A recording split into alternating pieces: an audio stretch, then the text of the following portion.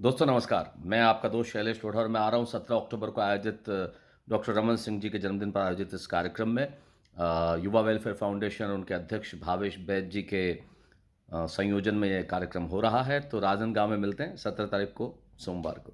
Thank you.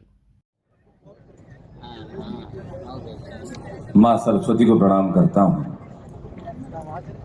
Rajnandgaon के इस काव्य प्रेम को प्रणाम करता हूँ। डॉक्टर रमन सिंह जी, आपके जन्मदिन के 2 दिन बाद हम यहाँ उपस्थित हैं, लेकिन ये उत्सव इस तरह से इस तरीके से मनाया जाएगा। मैं आपके प्रति इस जनता के प्रेम को प्रणाम करता हूँ, जो अद्भुत प्रेम है। मैं आपको बहुत बहुत बधाई देना चाहता हूँ और मैं आपको भूतपूर्व मुख्यमंत्री नहीं कहूँगा, भावी मुख्यमंत्री डॉक्टर रमन सिंह को मैं बधाई देना चाहता हूँ कि हमारे बीच में बैठे हैं। चलिए बैठ जाओ भाई साहब, अब आप थोड़ा फोटो हो जाए। कुछ पिछले 5 घंटे तो लगभग हो गए। 5 घंटे से 25-30 हजार लोग एक साथ, और एक भी व्यक्ति ऐसे गया नहीं। ये हिंदी कविता की ताकत है साहब। यकीन मानिए, इस देश में बड़े से बड़े फिल्म स्टार की 300, 400 करोड़ की फिल्में बनती हैं। आप 10 मिनट में फ्लॉप करके बाहर आ जाते हैं। यहाँ कोई भी ऐसा चेहरा नहीं है। हमारे पास बच्चन साहब नहीं है, हमारे पास शाहरुख खान, सलमान खान नहीं, हमारे पास हिंदी कविता। और हिंदी कविता 5 घंटे तक अगर लोगों को बिठा के रखे तो ये ताकत हमारी भाषा की है, हिंदी की है। इसलिए ये मोबाइल बंद कर दीजिए प्लीज, मोबाइल बंद कर दो और सुन लो। और इस बच्चे के हाथ में मोबाइल देखता हूँ तो मुझे कष्ट होता है। अगर संस्कृति बचानी है तो इन बच्चों के हाथ से मोबाइल छीन लो, इनको किताबें दे दो हाथ में, तो शायद संस्कृति बच जाएगी। 5वीं क्लास की बच्ची नहीं होगी जिसके हाथ में मोबाइल है। और जब हम 5वीं क्लास में पढ़ते थे, इसी बात से खुश हो जाते थे 6ठी में पेन मिलेगा।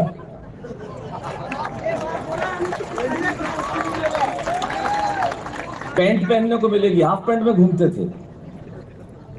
मत मोबाइल, और रिकॉर्ड करके करेंगे भी क्या आप लोग? अपलोड देख लीजिए। देखिए, मैं मोबाइल का विरोध नहीं है डॉक्टर रमन सिंह साहब, क्योंकि हम सब लोग इसका इस्तेमाल करते हैं, लेकिन हम समझ ही नहीं पा रहे कि हम इससे क्या भूल रहे हैं और क्या खो रहे हैं। हमें पता ही नहीं है।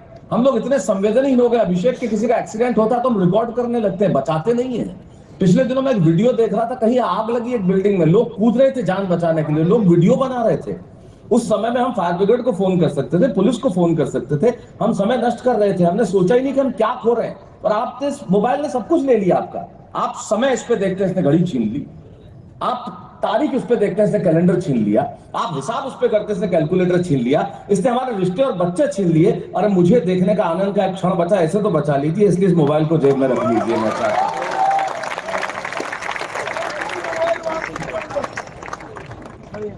और आपने इतनी बढ़िया आदरणीय पवार जी ने शहीदों की और देश की रक्षा करने वालों की कविता पढ़ी। मैं सिर्फ एक चीज कहना चाहूंगा, आप इतने लोग यहाँ बैठे हैं, पिछले 5 घंटे से मैं 2 जवानों को देख रहा था जो मुस्तैदी से यहाँ पे अपनी ड्यूटी कर रहे हैं। 5 घंटे लगातार खड़े होने के बाद दूसरे जवान आते हैं। आप देखिए, ये हिले भी नहीं। ये देश रक्षक हैं, इन्हें खड़े, इनके लिए जरा एक बार जोरदार तालियां बजाइए जो 5 घंटे से यहाँ पे खड़े हैं। हमें इस वर्दी का सम्मान करना चाहिए। आइए, मैं ओज का कवि नहीं हूं, आदरणीय हरिओम पवार जी ओज के कवि हैं, ओज मेरा विषय नहीं है, लेकिन मैं सिर्फ एक पंक्ति कहना चाहता हूं शहीदों के नाम। मैंने जीवन में इससे बेहतर कुछ नहीं लिखा। जब सीमा पे कोई बेटा शहीद होता है तब उसके घर में क्या होता होगा, उसकी मां पे क्या बीतती होगी। ये मेरा विषय नहीं है, लेकिन आज काव्य पाठ यहां से शुरू करता हूं कि जिस दिन डॉक्टर सुरेंद्र, जिस दिन तू शहीद हुआ, जिस दिन तू शहीद हुआ, न जाने किस तरह तेरी मां सोई होगी।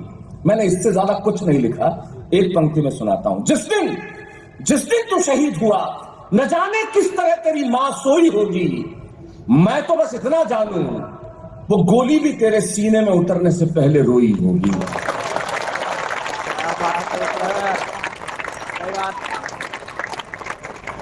और जब देश की रक्षा को ऐसे जवान मुस्तैद हो तो हमें चिंता करने की आवश्यकता नहीं है। देश की सीमाएं सुरक्षित हैं, हम लोग सुरक्षित हैं। और जैसा कि आपने देखा, अब तो देश के लाल किले की प्राचीर पे एक ऐसा व्यक्ति बैठा है जो बोलता है तो सारी दुनिया सुनती है, और जब वो बोलता है तो सारी दुनिया झुकती है।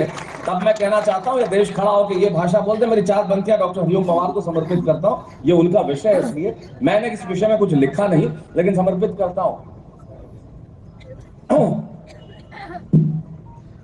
मैंने ये कहा कि हमारे इरादे विध्वंसक नहीं है, सचमुच हमारे इरादे विध्वंसक नहीं है। हम लोगों ने कभी विध्वंस नहीं किया। भारत 5000 साल से विध्वंस कभी नहीं किया, सृजन किया। सचमुच हमारे इरादे विध्वंसक नहीं है, और अकारण युद्ध के हम भी प्रशंसक नहीं है। 140 करोड़ लोगों का देश ये खड़ा होकर भाषा बोल दे तो किसी हरिओम पवार को तालिबान के खिलाफ कविता लिखने की, आतंकवाद के खिलाफ कविता लिखने की जरूरत नहीं पड़ेगी, जो भाषा मैं बोलने जा रहा हूं। और ये भाषा मुझे खुशी है कि देश की लाल किले की प्राचीर पे बोली जाती है और सारी दुनिया सुनता है कि सचमुच हम हमारे इरादे विध्वंसक नहीं है, अकारण युद्ध के हम भी प्रशंसक नहीं है, अहिंसा के पुजारी है हम, लेकिन सुन ले दुनिया अहिंसक है हम, नपुंसक नहीं है। क्या बात है सर। और ये भाषा बोली जाने लगी। हालांकि पवार जी आप कह रहे थे पाकिस्तान चरणों में आ जाएगा, क्या करेंगे उसे चरणों में लाके? हमारी एक खाली मिसाइल वहां गई थी जिसमें प्रधानमंत्री को डायरिया हो गया था, और वहां के प्रधानमंत्री ने हमारे गृह मंत्री जी को 4 बार फोन किया। आप तो उपाध्यक्ष पार्टी के, आप जानते होंगे, इन्होंने उठाया ही नहीं। ये फोन करेंगे उठाए नहीं, ये फोन करेंगे उठाए नहीं। अगले को पता ही नहीं चला, 5 बार मिस्ड कॉल देके वो बीजेपी का मेंबर बन गया।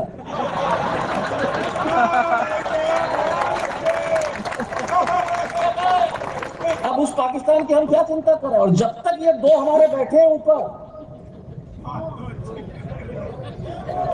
जब तक ये 2 बैठे, आप चिंता मत करना। थोड़े दिन में स्कूल के मॉनिटर भी बीजेपी के होंगे, आप चिंता ही मत करो।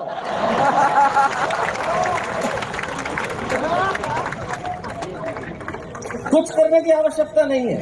और क्या अमेरिका की औकात? जो बाइडेन दुनिया के चाहे जितने परमाणु बम बना ले, चाहे जितनी मिसाइल बना दे, चाहे जितनी दादागिरी कर ले, उसको कहना हिम्मत है तो एक बार आ, और रायपुर से दुर्ग सड़क तक आके दिखा तू एक बार।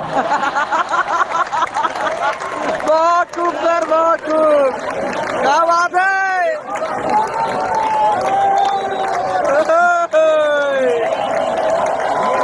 क्या बात है। गजब सर, गजब। नहीं, बाइडेन को अपने भाई की याद आ जाए तो बोल रहा। ओ भाई, एक पंक्ति में कहता हूं, अगर आपको समझ में आ जाए तो। आपने इतनी लंबी बात की पहुंच, एक पंक्ति में कि पाकिस्तान ने अमेरिका ने पूछा पाकिस्तान को कि भाई क्या है कि हमें उधार चाहिए, कर्ज दो। तो पाकिस्तान ने मांगा कि हमें कर्ज दो। तो अमेरिका ने कहा कि हम तुझे कर्ज क्यों दें? बोले क्योंकि तुम हमारे बाप के दोस्त हो।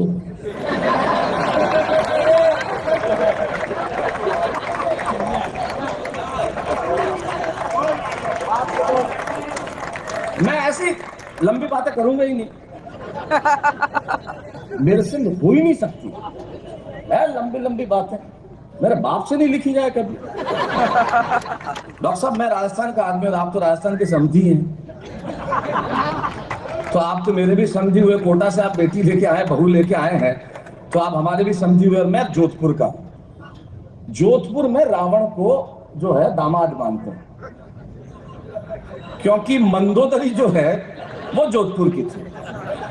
जोधपुर में रावण को दामाद मानते हैं, और सारे देश में दामाद को रावण मानते हैं। आप कुछ नहीं कर सकते।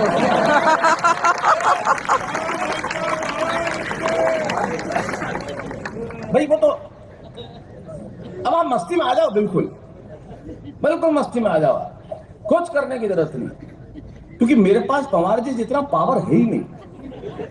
पवार जी तो ऐसे कवि हैं जो सटीक वीर रस लिखते हैं। मैं सब यकीन दिलाता हूं आपको, इस देश में मुझे इस माइक पे कहते कोई गुरेज नहीं है, जितने वीर रस के कवि हैं, बस वो ये कोशिश करते हैं हम किसी तरह हरिओम पवार हो जाए। क्या बात है सर। हर आदमी यही कोशिश करता है कि ये पंक्ति इन्होंने कही तो ऐसे कह दो, ये। पर हरिओम पवार होना आसान थोड़ी है साहब, इसके लिए आदमी को जीवन पर कुंवारा रहना पड़ता है, ऐसे थोड़ी।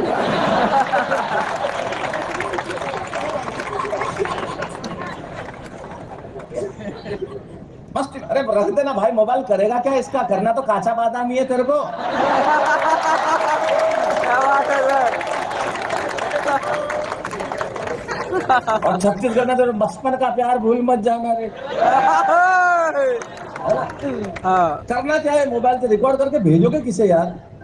क्या करोगे इसका? कुछ काम नहीं आने वाला है। बर्बाद कर दिया है। माँ बाप पूरे सारी जिंदगी भगवान का दुआ मांगते हैं हमारे बेटा हो जाए, वो फेसबुक पे पूजा शर्मा बन के बैठा हुआ है। ओ भाई आप मस्ती में आ जाओ बस। मुझे मस्ती दिला देना, बहुत थका हुआ आया हूँ, लेकिन एक बात कहना चाहता हूँ, अगर मैं रंग में आ गया तो आज की रात राजनांदगांव को भूलने नहीं दूंगा। बस मुझे रंग में ले आना एक बार बस।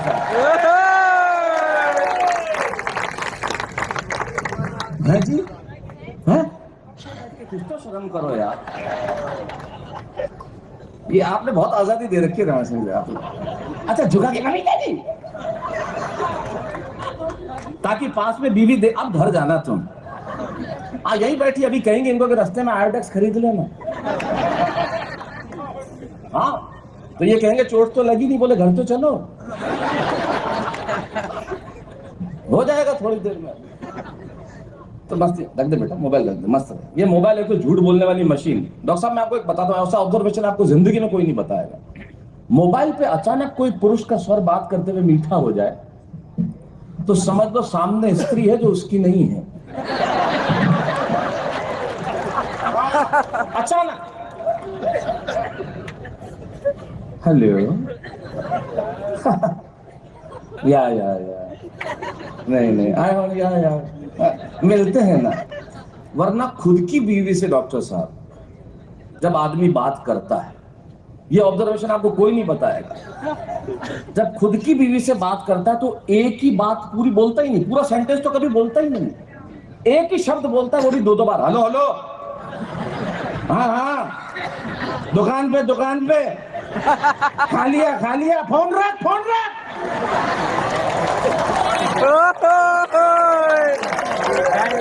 पब्लिक रिएक्शन भी दिखा कर तालियां भी बजता है क्या?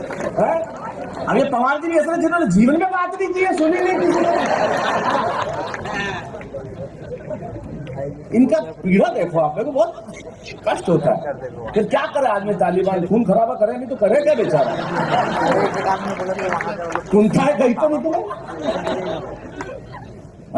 ये तो हमारा बड़े जैसे कहते हैं ना जागरूक व्यक्ति। मैं बहुत बड़ा फैन, मैंने जिंदगी का पहला कविता 42 साल पहले, और मेरे से पवार जी का रिश्ता जो है प्यार का, स्नेह का, मोहब्बत का, मजाक का, आप यकीन नहीं मानेगा। अभी जब बैठे तो मैंने 1000 रुपए दिए इनको अभी,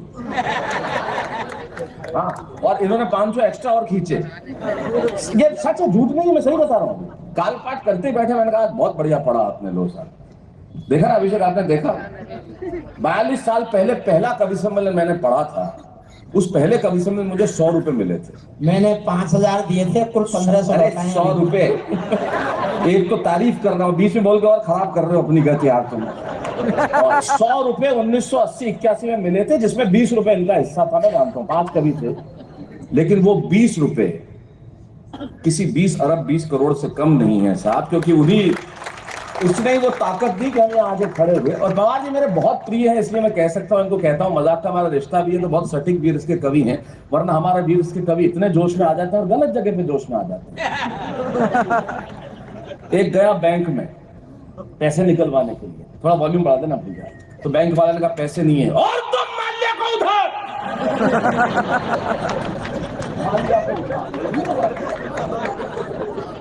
वीरस का कवि था, जोश में आ गया, और तो माल्या को। अच्छा माल्या, क्लास में बच्चे से पूछा कि माल्यार्पण किसे कहते हैं? बोले सरकारी बैंक जनता का माल लेके जो माल्या को अर्पण कर देते हैं उसे माल्यार्पण कहते हैं। तो गया बैंक में, तो शंभू ध्यान रखियो तू, हाँ सारी दुनिया की याद करते घूमता है तू। शंभू को पहली बार टेलीविजन पे मैंने कविता पढ़ाई थी, अब हमारा स्टार हो गया है ये, अब बहुत अच्छा पढ़ रहा है। बस इतनी सी बजी तेरे लिए। आप बड़ी जोर से। एक तो ये दोनों बैठे हैं इधर, मतलब समबाहु विषम बाहु, जब मैं स्कूल में पढ़ता था मैं हमेशा समझता था समबाहु विषमबाहु राक्षसों के नाम है, बाद में पता चला त्रिभुज होता है ऐसा। पर ये जो कलर कजिन्स बैठे हुए हैं, हाँ कलर कजिन्स ये दोनों देखो आप, कमाल के। सुबह सुबह आया मेरे पास एकदम पाउडर लगा हुआ, भाई साहब कैसा लग रहा हूँ, मैंने कहा जामुन पे नमक लगा हुआ देखा।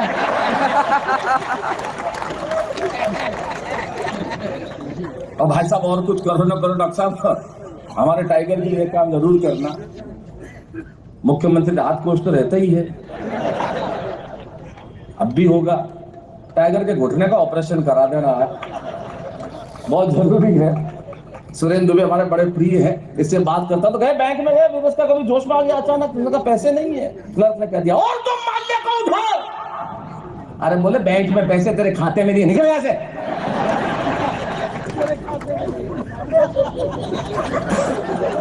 गलत जगह जोश आ जाता है,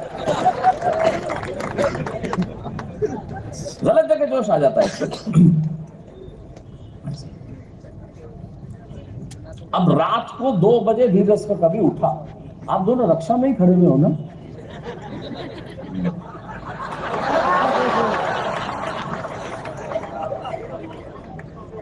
पता नहीं भाई साहब, इनको देख के आदमी डर उड़ जाए। कटप्पा